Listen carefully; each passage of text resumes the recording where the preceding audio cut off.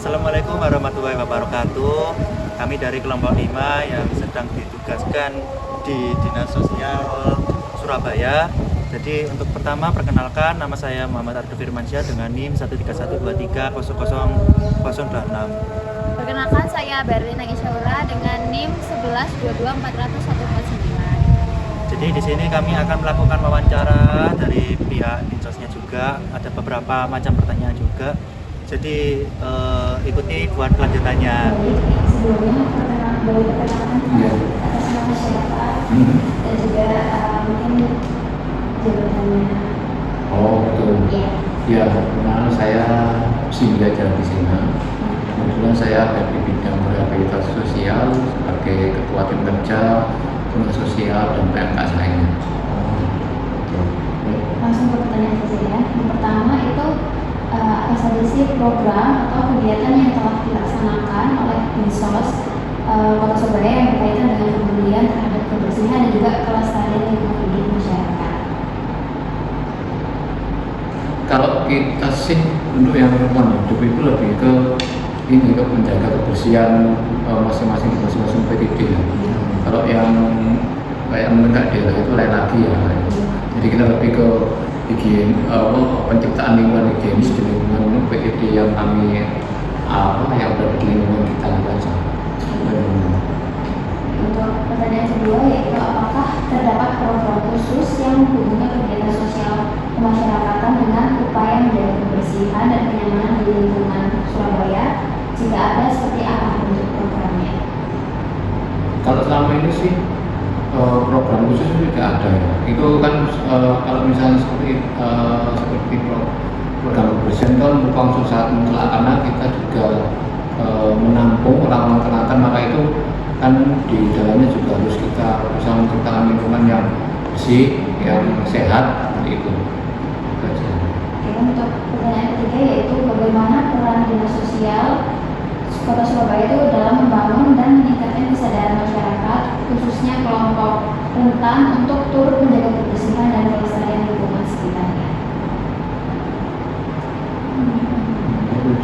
Itu biasanya kita kolaborasi ya. Kalau misalnya rentan terutama di kawasan-kawasan kumuh itu kita kolaborasi dengan dinas lingkungan hidup dan dinas pemukiman DPR KPP, dinas pemukiman rakyat. Nah itu karena memang tugas kita memang terutama yang berkaitan dengan orang terlantar dan ditelantarkan, sedangkan yang untuk yang sifatnya itu fisik kayak rumah untuk menciptakan lingkungan yang lebih sehat bagi masyarakat rentan itu adalah kayak rumah itu mulai tanggung jawab dari DPR. Jadi kita saling bekerjasama di melakukan itu seperti itu. Untuk pertanyaan keempat yaitu upaya dan pendekatan apa yang digunakan dinas sosial dalam menanamkan nilai-nilai kepedulian lingkungan seperti gotong royong dan tanggung jawab sosial kepada masyarakat.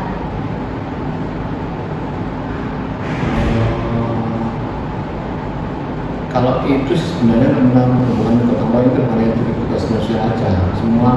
Semua OPD yang ada di pemerintah kota itu kewajiban itu, apalagi kan kita sekarang ada tahun Pancasila. Di situ kan berusaha untuk menumbuhkan bagaimana kita bersinergi untuk menimbulkan rasa solidaritas, empati terhadap masyarakat yang kurang beruntung di lingkungan masing-masing. Jadi intinya itu bagaimana menumbuhkan masyarakat itu empati, jadi tidak harus menunggu urutan pemerintah, jadi masyarakat bisa menolong diri sendiri. Jadi misalnya katakanlah di kampungnya ada orang yang tidak bisa makan, itu diharapkan dari lingkungan sekitar itu bisa memberikan dukungan gitu maksudnya ini dari dana. Jadi tidak harus nanti menunggu daripada pemerintah, karena kalau seperti itu kan kita juga terbatas dari sumber daya manusia maupun dari sumber daya finansial seperti itu. Jadi untuk menunjukkan rasa kebudayaan masyarakat lingkungan seperti itu, jadi kita selalu menunjukkan masyarakat itu bagaimana mereka itu bisa menunjukkan sikap gotong royong, saling menolong dan empati. Oke, untuk pertanyaan kelima yaitu apakah dinas sosial itu bekerja sama dengan lembaga swadaya masyarakat, organisasi kemasyarakatan atau pihak swasta dalam program yang berkaitan dengan kepedulian lingkungan? Bagaimana bentuk kerjasamanya? Kerjasama. Kalau kalau misalnya bentuk kerjasama, kayak pengelolaan lingkungan, gimana ya? Karena untuk yang untuk pengelolaan lingkungan itu kita itu sifatnya gimana? Mitra gitu atau dari dinas lainnya gitu Pak, atau organisasi lainnya yang bisa dijadikan mitra buat kerjasama ini dari Dinsos sendiri. Karena untuk masalah yang lingkungan ini, kita itu kalau misalnya untuk Dharma katakanlah itu sudah di tentang lingkungan bersih Ya. dari DPR KPP. Kemudian untuk Jambang itu sudah dari Dinas Kesehatan. Sedangkan untuk kita itu lebih gimana? Lebih menuju pada pemberdayaan masyarakat hutan. Untuk pertanyaan selanjutnya itu kayak apa aja sih Pak, kayak program unggulan dari Dinas Sosial Kota Surabaya dalam memberdayakan buat masyarakat miskin di kota-kota Surabaya ini? Banyak sebenarnya. Salah satunya ini dengan adanya rumah ilmu anak-anak Surabaya. Rumah-rumah Ya, ini ada pengabdian di situ. Jadi anak-anak yang dari keluarga miskin itu yang tidak mampu itu kita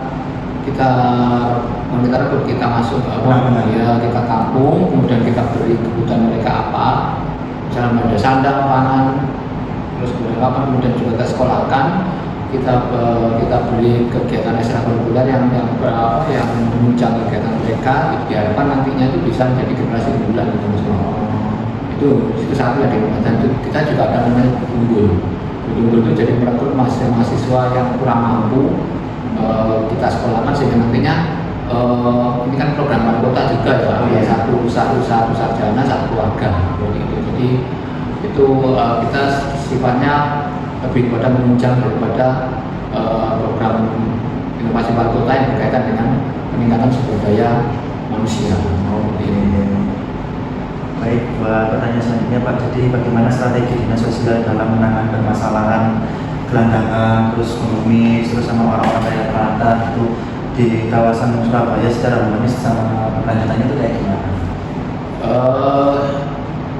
Penanganan gelandangan pengemis dan terlantar itu kan juga tidak sebenarnya bukan tugas sosial saja, karena gelandangan pengemis dan terlantar terutama yang ada di jalanan itu kita kolaborasi dengan Satpol PP, dengan pihak kecamatan, pihak kelurahan seperti itu.